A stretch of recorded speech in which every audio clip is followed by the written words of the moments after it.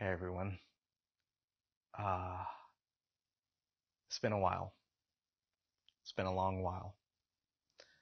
Um, Man, I miss everyone. I miss all you guys.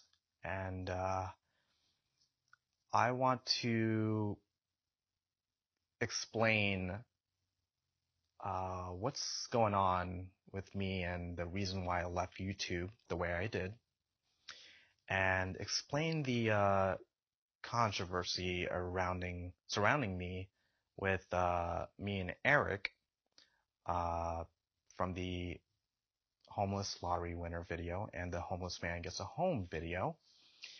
And I know there is going to be a lot of you that don't know what is going on, and you're probably in the dark, and you're watching this thinking this is a very different video from all my other videos. And if you want to kind of get a brief summary of what's going on, there is a link down below that will show you a documentary that J-Law made that summarizes everything. And if you don't want to watch that, that's great. I will tell you very briefly what is going on.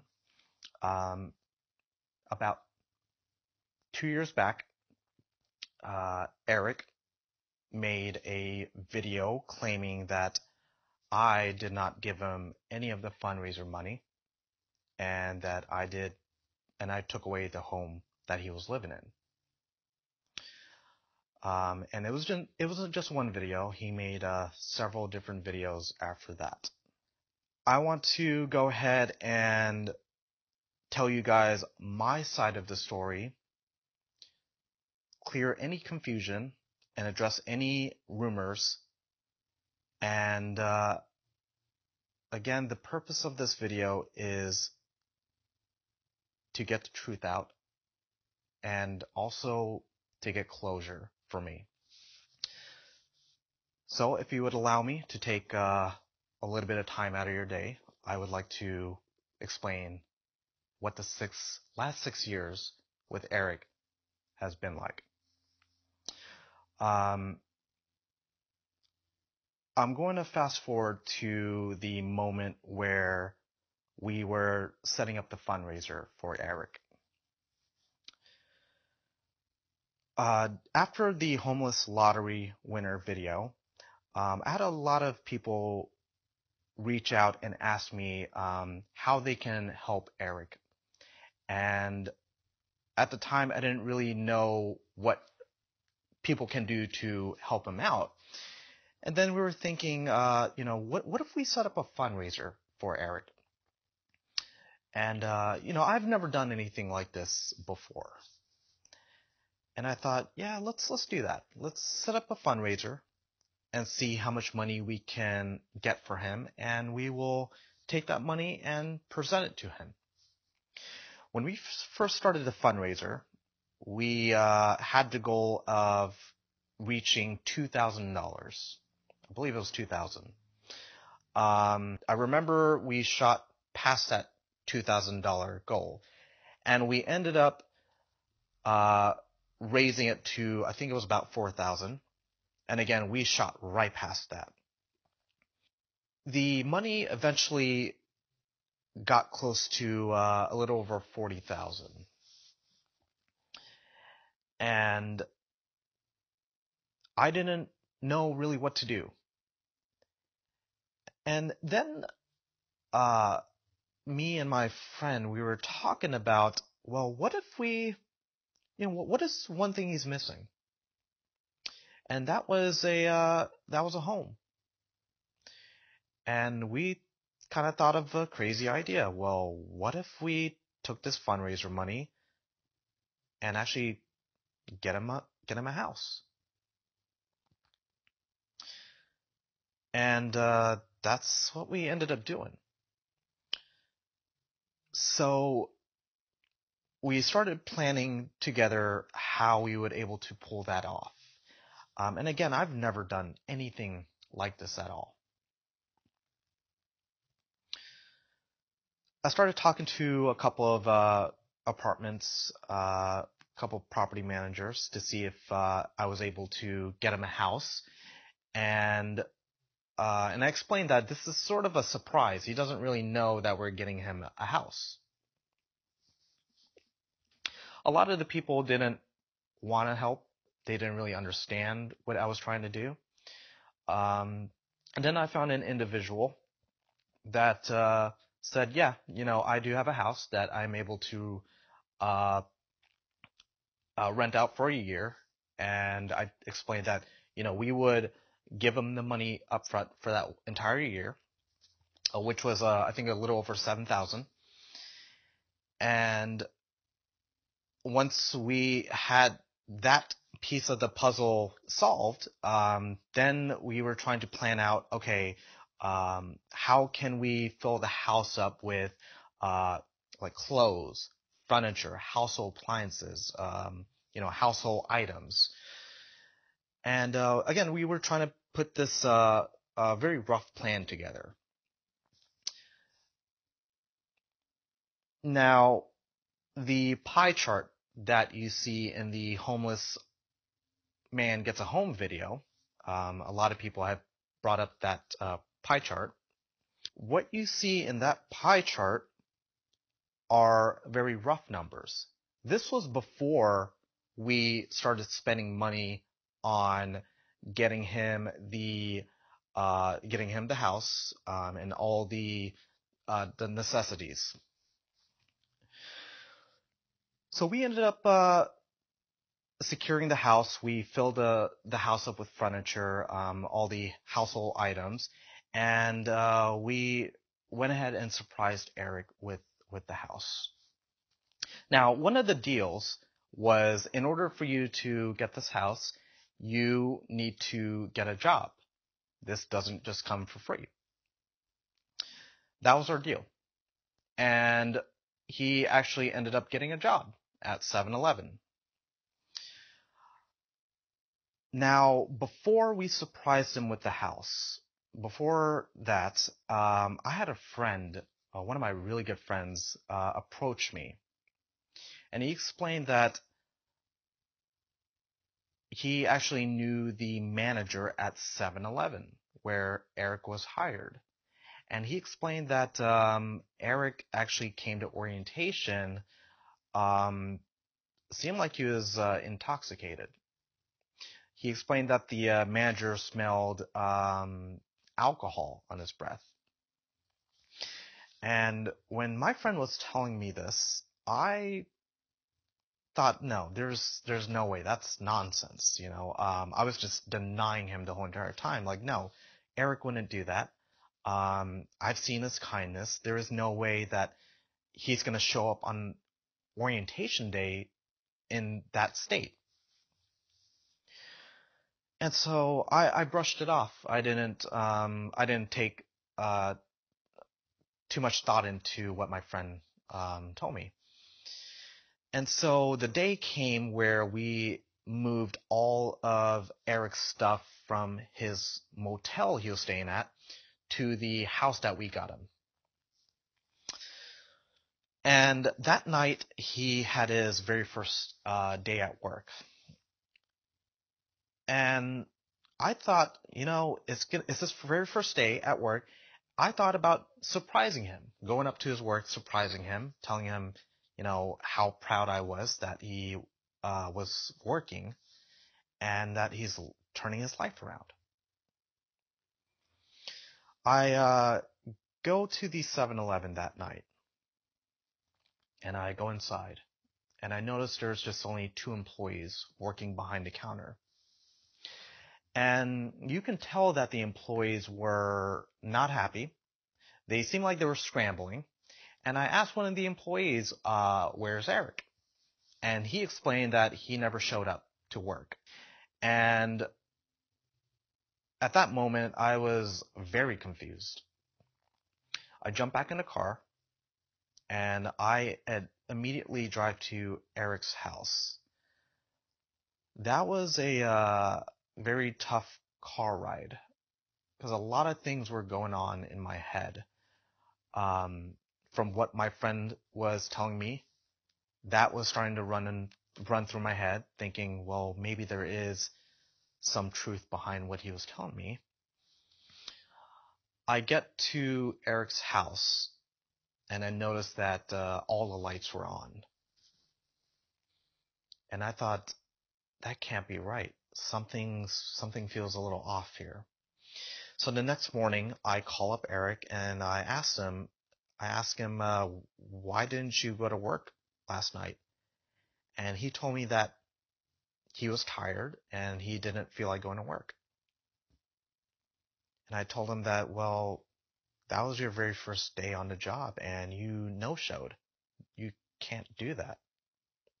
That's not a good excuse. After that, he lost a job. Um, so he started getting settled into the house, and the fundraiser was still active. And that money, when I set up the fundraiser, that money was actually going into my own personal bank account, and I ended up transferring that into another account so I can just kind of keep track of things easily. And the idea was eventually I was going to open up a joint bank account with him so he was able to see the money and um, see where all that money is going, and I would still be able to help him manage that money. I wanted to create a level of transparency with him. He was starting to ask me for a lot of money in a very short amount of time. And I was starting to wonder where all this money is going. And I sat down with him and I asked him like, hey, what are you doing with all this money? And then he started getting upset that I would even ask him. And then I started catching him in these small lies. And I would confront him. And again, he would just blow up, get angry at me, aggressive. And he was also asking for a lot of money to help out his friends. And I thought, great, that's a kind thing to do. I get it. But then I started meeting some of these friends, and I can tell that something was off. They didn't seem like friends at all. They seemed like they were just kind of using Eric for the fundraiser money. And I explained to Eric like, hey, it's great. It's a very kind thing what you're doing, but also keep in mind this money is not going to last forever. He didn't really care about that at all. And then he started asking. He asked me one day if he can get money for a limousine, and I thought that was a little strange. But then it kind of made sense to me because when we were filming the homeless lottery winner video, we had various news media come and interview us. And one of them actually flew down to where I live, and they wanted to interview Eric. Now, they actually ended up calling a limousine for Eric, and they actually picked up Eric from his motel with the limousine to my house for the interview. And again, fast forward to him asking for a limousine ride. I thought, okay, maybe he liked that experience back then. And I thought, okay, no problem. I'll get you the limousine. You can have fun. Then he asked me for money again for another limousine ride like the next week. And I told him like, okay, I can give you this money, but again, this money, you're using this money for luxury. You're not using it as a tool. That didn't matter. He really wanted that limousine ride. Then came the third video. The third video was the video where he helped another homeless man. His name was Andrew, and the idea was he was going to give Eric was going to give Andrew $1,000 and get him a hotel room for him to live in for about I believe it was like 2 weeks. And him and Andrew kind of striked up kind of a small friendship. And then Eric asked me again for another limousine ride. This time he said that, it was going to be him, uh, his friends, Eric's friends, and he wanted to actually bring Andrew along with his friends on this joyride. And I thought, okay, fine, whatever. That night, Andrew actually ended up texting me explaining like, hey, I just want to let you know that Eric has been kind of talking behind your back, uh, really disrespecting you. I was a little hurt. I thought maybe I did something wrong. I noticed that afterwards that Eric's behavior started changing. The Eric that I met at first, that Eric was non-existent. I didn't know where he went. There was this new Eric in front of me, and I didn't know who I was talking to at this point. Um, I would get a phone call from Eric every single morning, almost 8 o'clock on the dot, asking me for money. And he would get pretty aggressive with me over the phone, even in person, yelling at me, cursing me out. And I didn't want to deal with that. And I said, okay, whatever. I'm just going to give you the money. If it makes you happy, it makes you happy. And whenever I gave him the money, it's just a flip of the switch. He's just back to being happy, and I'm the best person ever for helping him out, and he loves me and all this stuff. And the next day when he would ask for money and I would deny him, it's just right back to him just disrespecting me, cursing me out. And then it came to a point where he started bringing up issues with the house. He was talking about something with the natural gas. There was a water problem. Um, There were very small problems, but he was making a very big ordeal about it. We ended up uh, we ended up looking at those issues. I remember one of them was the water problem. He was making a big deal about the water pressure. He said that it wasn't a hard enough water pressure for him, which I thought was very odd. I turned it on, and the water pressure was fine. So after that, he didn't want to live in that house anymore. He told me that he wanted to move back to the motel that he came from. And I said, fine. If you don't want the house, if that makes you happy, that's fine. Um, all he was asking about was the fundraiser money. So I ended up writing him a pretty big check for about, I think a little over 22,000, and you see that on my Twitter. I write him the check. We move all of his stuff from the house back to the motel. He took a couple of things that we bought for him for the house with him. And after I wrote the check, I did not hear from him for, I want to say, about a couple months.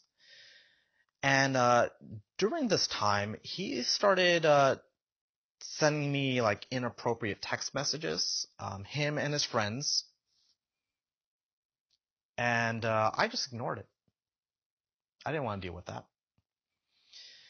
And then came the one night where he calls me. I was just leaving dinner with one of my friends, and he calls me,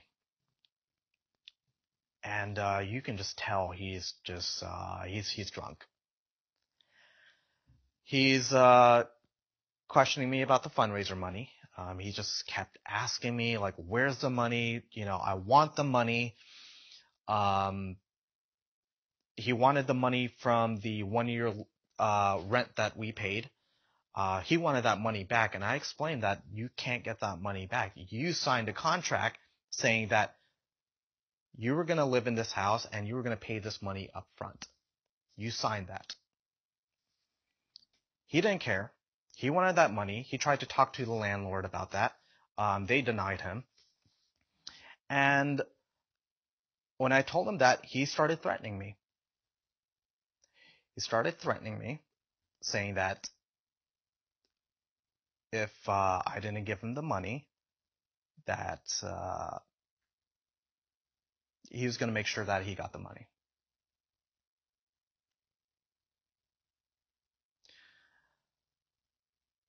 I hung up the phone right there. I was not comfortable at all. I felt like my life was being threatened because I didn't know who I was dealing with at this point. I hung up, blocked his number, and I didn't want to do anything with him. I ended up shutting the fundraiser down, writing one last check, and that's it. I didn't want anything to do with Eric. About a month after the phone call, he left me a voicemail explaining, and this was from a different phone number that I did not recognize. He left me a voicemail explaining that fundraiser money, the check those two checks that I wrote him, all that money is gone. And during this time, I started noticing something. Right before this voicemail, I noticed that a couple people around town were telling me, "Oh, hey, I saw Eric the other day jumping in a limo." And again, I haven't talked to Eric in months. And this wasn't just um, one time. I had several different people around town explain the same thing. "Oh, I just saw Eric, um, just looking great, you know, dressed up nicely, jumping in this limo." And I thought, is he spending money on limousine rides? Fast forward to after the voicemail.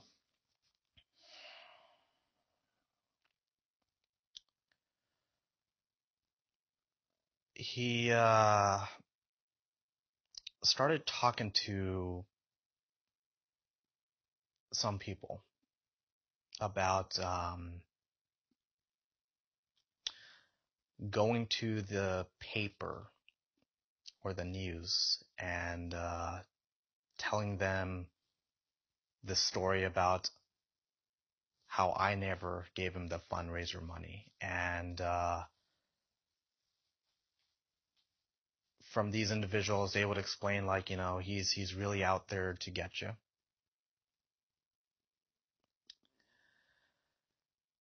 He was really dead set on ruining me and my life, my career, because he was convinced that I somehow kept that fundraiser money. it started to feel like he was blackmailing me. Uh, I was afraid. I was afraid because I had no idea what he was capable of.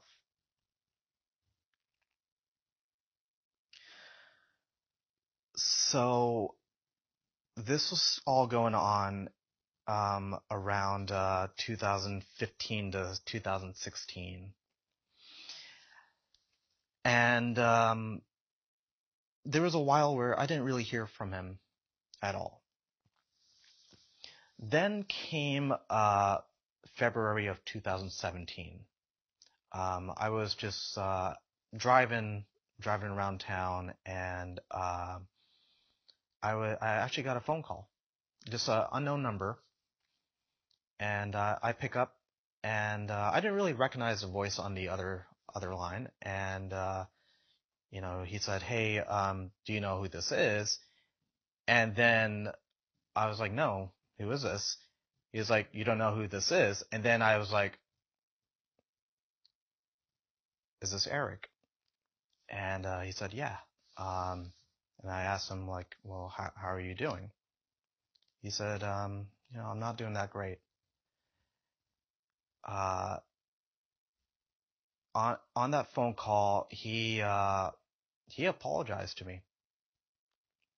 He told me that he is sorry for the way that he treated me. He told me that I was right, saying that his so-called friends were. He told me that they were using him for his money, and now they just don't even talk to him anymore. And I told Eric, hey, listen, man, I get it, you made a mistake. We tried to help you and everything, and we gotta take this away as a learning lesson, and move forward here. But I saw a different side of Eric. He was generous. He was apologizing for everything he's done. Then he started asking me for money right after that. Still, we were talking, and at the end, he was asking if I could help him out. And I respectfully told him that I can't do anything at all. Um, again, this is 2017. Everything happened back in 2014. It's done. I got to move on here. Fast forward to the summer of 2017. One of my worst fears comes true. I get a message from one of my very close childhood friends, and he explained that, hey, one of my friends has a video up with Eric explaining that I did not give him any of that fundraiser money. And at that time, that video was starting to gain traction. And my friend was able to connect me to the person that produced that video. And I ended up talking to the kid, explaining like, hey, you might want to you might want to listen to my side of the story before you put anything out. And again, the video is already out. I explained like, hey, don't believe Eric. What you're hearing is not true. I have everything to prove that I gave him all the fundraiser money. He listened to me, and he respectfully took that video down.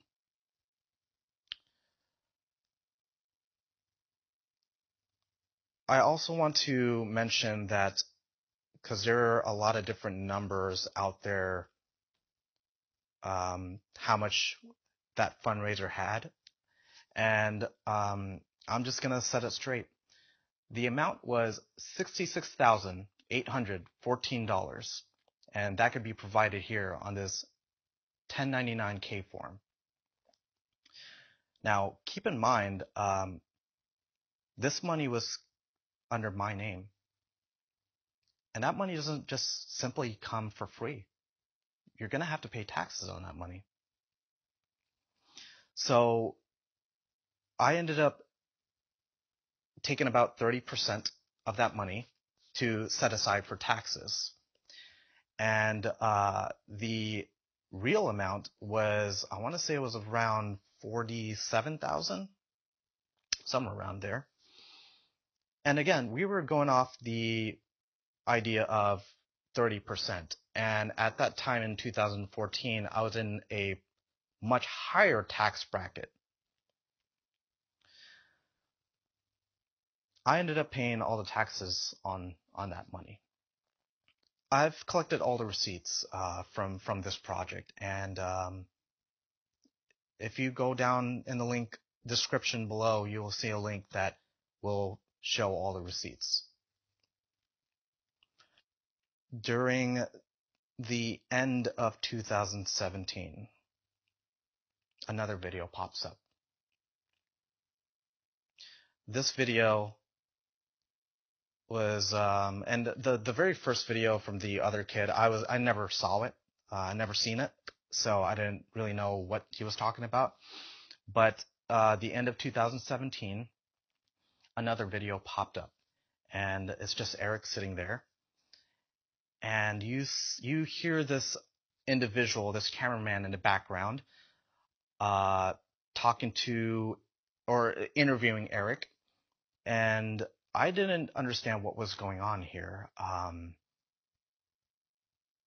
I saw the first couple minutes of the video, a little bit of the middle, and then a little bit towards the end, and I got the idea of what he was talking about. I was afraid of watching that whole entire video. My heart was pounding so hard that I thought it was going to just beat out of my chest.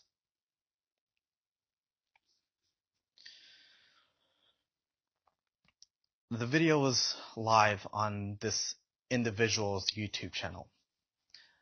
That channel is Red Boy TV Animals, ran by Roz. This individual filmed a series of videos with Eric. Roz is the cameraman of Eric.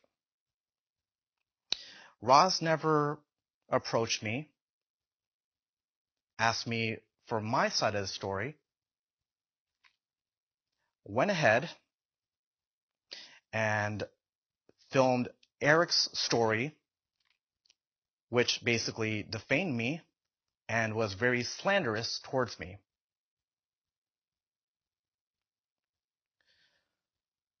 I ignored that video. It wasn't gaining that much traction at all, and I thought, okay, it's just kind of there, whatever. That didn't stop them. They just kept deleting that video, re-uploading it. Then it was the, I want to say spring of 2018. The video ended up, Eric's video ended up going viral. Reddit picked it up. I think a couple other sites picked it up. And I knew that I'm done. That's it. You can't come away. You can't come out of this. There's no way you can come out of something like this. I started watching the video again, seeing what he was saying about me, and I noticed that Eric actually ended up making his own YouTube channel. And I started finding another video that he made about me.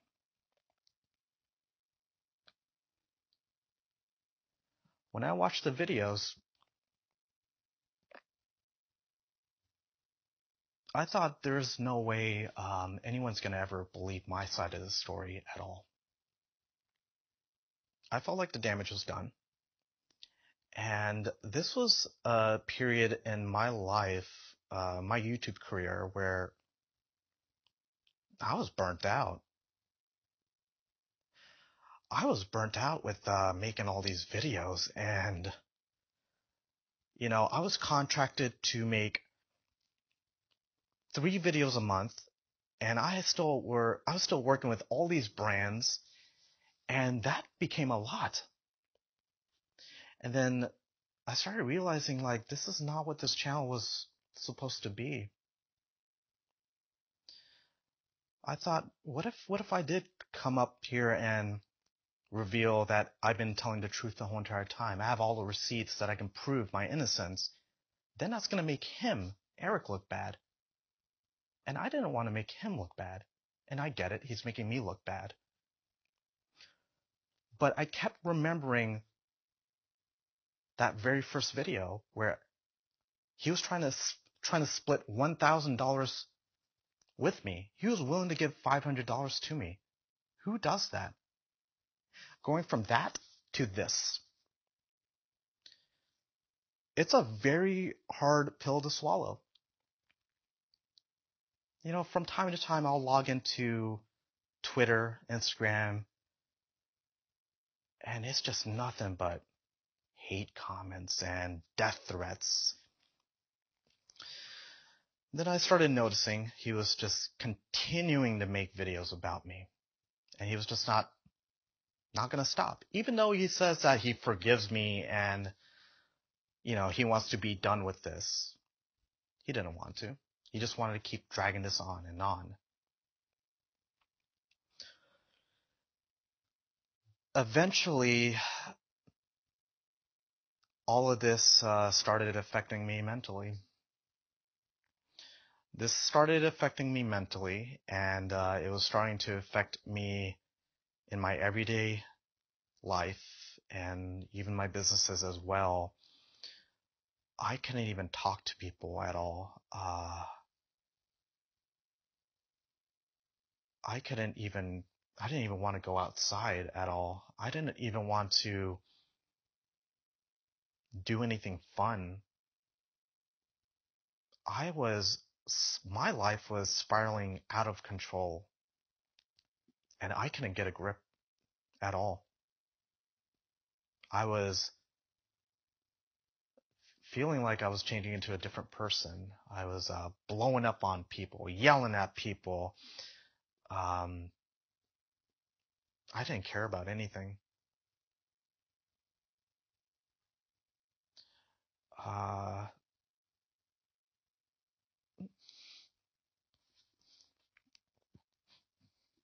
uh, I started thinking dark thoughts. I thought about ways to just kind of end it all, and thought, what is the easiest way to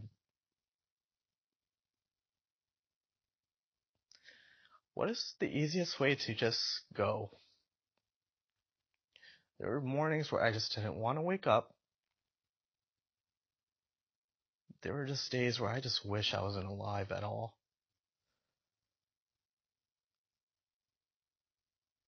And I never thought like that. I never thought like that in my life. I thought, who am I? Soon I was diagnosed with severe depression. Never thought that would happen, but here I am. Started going to therapy.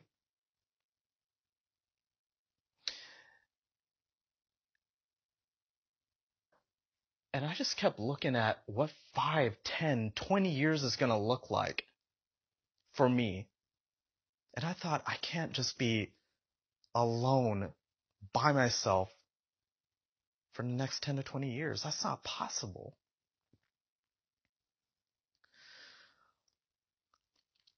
One day, one of my friends messaged me explaining hey, did you know that there is a documentary about you? And I just kind of thought, yeah, whatever, I'm not surprised. Because at this point, I just kind of became numb to it. And that night, I literally just sat on this couch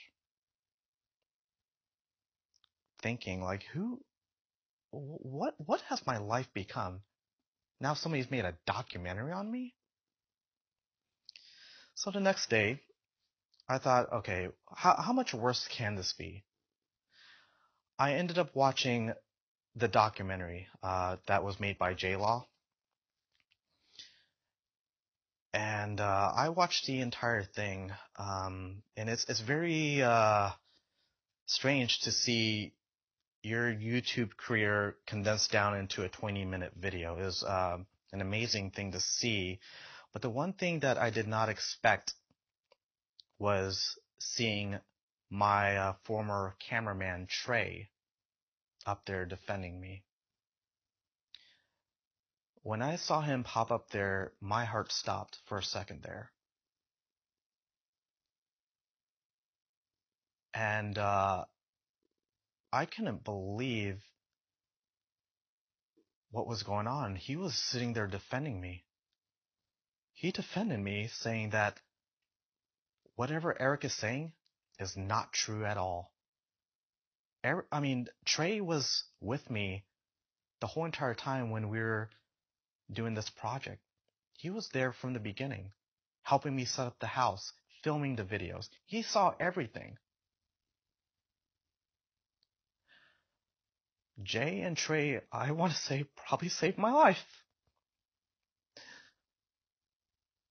If it wasn't for that documentary, I don't know what would happen to me.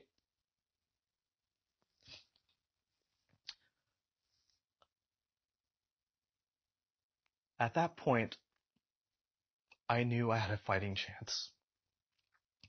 I knew I had a fighting chance. And that day, that night, I logged on to all my social medias, and it was different. People were actually tweeting me, defending me, and I thought, what is going on here? I felt like I was dreaming. That day, I reappeared. I said on Twitter, I'm still here. You know, the thing is, I've been watching the whole entire time. I've been in the background watching the whole entire time. I've been collecting all the evidence that Eric and Roz have been leaving behind. And I knew that enough is enough, and it was time to fight back. I started feeling alive again. I started feeling like I can do this. I can come back. I can make this video.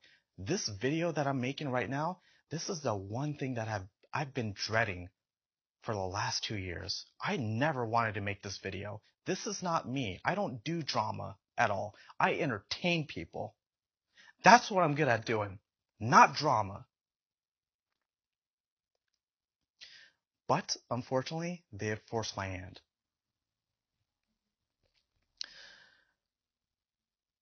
So, I want to go ahead and address the two individuals that have really turned my life upside down. I'm going to start with you, Roz.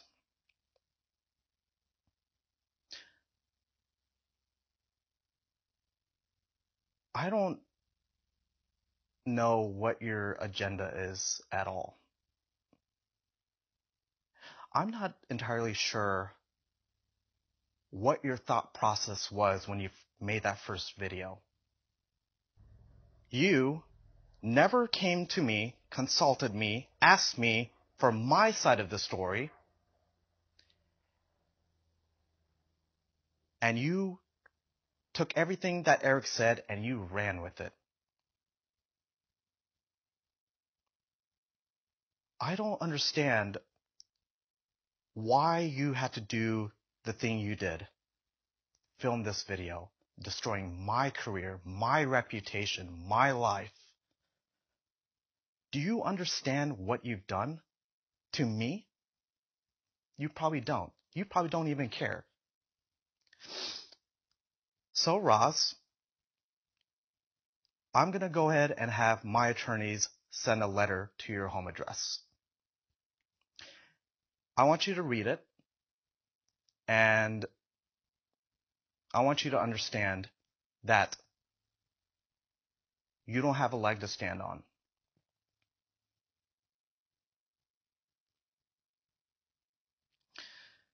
Eric, I get it. I get why you did what you did. At the end of the day, it is about survival. You were out there on the streets. You were trying to survive. I understand. I understand perfectly. But when I bend over backwards to help you get a roof over your head, raise all this money for you, and then you turn around, you stab me in the back, that betrayal changes a person forever. Eric, I'm going to also send you a letter, but not from my attorney. No. This is a personal letter from me explaining how you made me feel within the last 6 years. I try to make your life better, and you turn around and you try to destroy my life.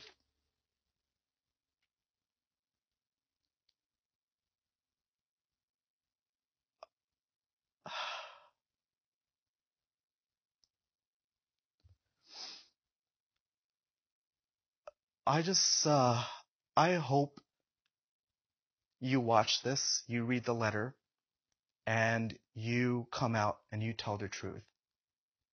I'm going to leave everything down below, all the receipts. Everything that you see is everything I've kept during that project.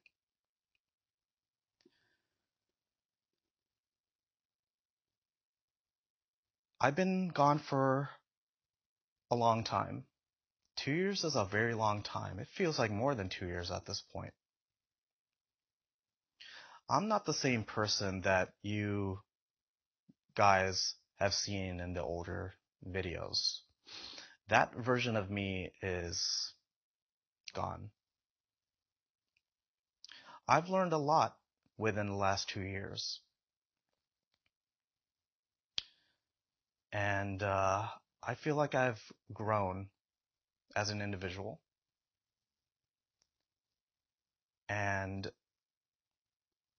I knew that whatever happened, it sucks. It sucks what happened. But I gotta move on.